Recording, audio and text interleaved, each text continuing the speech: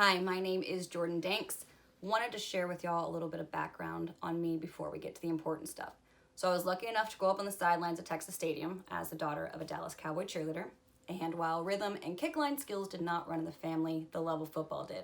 So needless to say, I have football running through my blood. I come from a production background. I spent the first 21 years in front of the camera as a model, and then the last 8 as an agency and film producer. Okay, now that that's over with. Dak's contract has been a hot topic ever since news broke about Carson Wentz's $128 million extension.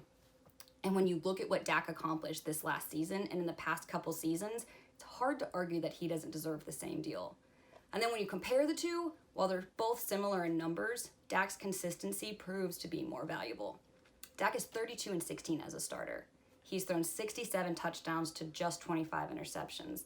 He's averaged 3,625 passing yards per season, and he has a completion rate of 66.1%. Where Dak really excels is in his run game. Prescott has 18 rushing touchdowns, and he's run for 944 yards, whereas Wentz has 2 rushing touchdowns, and he has 542 rushing yards. Prescott has also taken the Cowboys to the playoffs, and he's won multiple division games. And while you can say the same for the Eagles and throw in a Super Bowl, you've got to remember that those were done with Foles and not Wentz. And then if we look at more than just the numbers, Prescott has been a solid, reliable asset to the Cowboys ever since stepping in for an injured Tony Romo in 2016. The same year, he won Offensive Rookie of the Year. And then another fun fact I like to just throw in because I feel like people forget about it is that Dak broke Tom Brady's record for most passes without an interception to start a season. So with all of that being said, and the training camp quickly approaching, the biggest question on everyone's mind is, what can we expect from the boys this season? And when you start to break down the defense and the offense, you're going to see that the Cowboys are positioned to once again be the best team in the NFC. The Cowboys defense was number 1 in the NFC last year in yards and points allowed. They were 7th in the league overall. They were 5th in rushing yards allowed. They were 13th in passing yards allowed per game. And they were top 6 in scoring. And the thing is, they're only continuing to get better. With the vet power players returning like a healthy Jalen Smith, a healthy Sean Lee, Van Der Esch, DeMarcus Lawrence, who just secured that $105 million extension, to the new guys like second-round draft pick Tristan Hill out of Memphis and the super versatile fifth-round draft pick out of Miami, Michael Jackson, the Cowboys defense is going to be a force to be reckoned with. Now, offensively, the O-line is going to be stronger than it's been in a long time with the hopeful return of Travis Frederick at center. And then guard Connor McGovern, who the Cowboys grabbed in the 3rd round out of Penn State. So we should see some notable improvements there. And then as receivers go, Cowboys have one of the best in the division with Amari Cooper. And he's got his eyes set on a 2,000-yard season. And then to go along with Cooper, Cowboys grabbed wide receiver Randall Cobb this offseason in free agency. And he should be a pretty solid replacement for Cole Beasley. Then you've got Zeke in the backfield, who is arguably the best running back in the league. And Zeke's numbers speak for themselves. He has the most touches in the NFL, and he led the league in rushing the last 2 of 3 seasons. And while Zeke is not ready or looking for a reduced workload, he's likely to get some help from rookie Tony Pollard, who the Cowboys grabbed in the 4th round out of Memphis. And Jason Garrett's gone on to say that his hopes for Pollard are that he becomes a change of pace back and a do-it-all option for special teams. Now, my hope for Pollard is that he becomes the Robin to Zeke's Batman, and they develop that similar dynamic like what we saw last year with Alvin Kamara and Mark Ingram. Other new additions to the Cowboys offense include offensive coordinator Kellen Moore and quarterback coach Jon Kitna. So earlier this season, the news broke that the Cowboys were parting ways with Scott Linehan and bringing up Moore.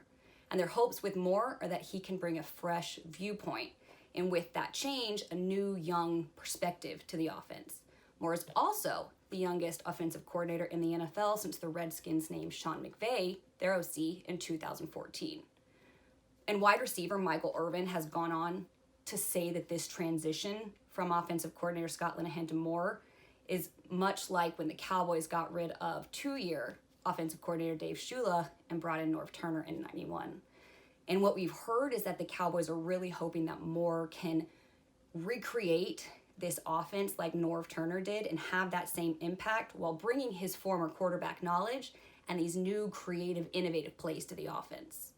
Jon Kitna, also a former fellow Cowboys, is going to use his 15 years experience in the NFL to draw from and gain that passer trust. Kitna has said, his playing career is invaluable. I'm not going to sit back here with a clicker and go, come on, that's easy. The fact that I tell them I've already paid that cost for you, you don't even need to look at that route when we get this coverage. I already threw that pick. Kitna has said it's his goal to refine Prescott's throwing technique, more specifically his footwork. And he doesn't want to revamp his skills. He just wants to enhance what's already there. And Kitna's a pretty smart guy, and he seems particularly smart about quarterbacks, so it's going to be fun to watch and see what he can get out of Prescott this season. In other news, a study done by Emory University shows that the Dallas Cowboys have the #1 fans in the NFL for the 3rd straight year. And as the NFL enters its 100th season, Cowboy fans will go in with a bigger sense of pride, knowing that their love and loyalty to the boys is real. A more shocking ranking from that study shows that the Chiefs fell to the bottom, which is something I find crazy to believe, especially with the season they had last year and their fan base being stronger than ever. But speaking of Chiefs Nation, quarterback Patrick Mahomes was given a new title this week. Last year's league MVP was named Best NFL Player at the ESPYs. And another Chief getting a new title this week, running back Damian Williams was named starter for the 2019 season per Andy Reid. Reid has said, I'm asking him to be the full-time starter this year and take it one game at a time and so on. But there is a certain challenge that comes with that. That's a tough position to play, so you have to prepare yourself on and off the field. And he's taking that challenge. He wants to do this thing, and he's earned the right to be that guy. Now it's a matter of production and getting it done. Williams will be entering the 29th season as a starter, something he has yet to do in his previous 5 NFL seasons, 4 of which were with the Dolphins. And lastly, just in case you want something to smile about, just 20 months after his devastating spinal cord injury that left him with a 20% chance to walk again, Steelers linebacker Ryan Shazier continues to prove the doctors wrong by walking across the NFL field, dancing at his wedding in May, and showing us his strength in workouts like deadlifts and box jumps. And while Shazier's dream of becoming a Hall of Fame linebacker will take some time, he'll continue this season in rehab while remaining on the Steelers' physically unable to perform list.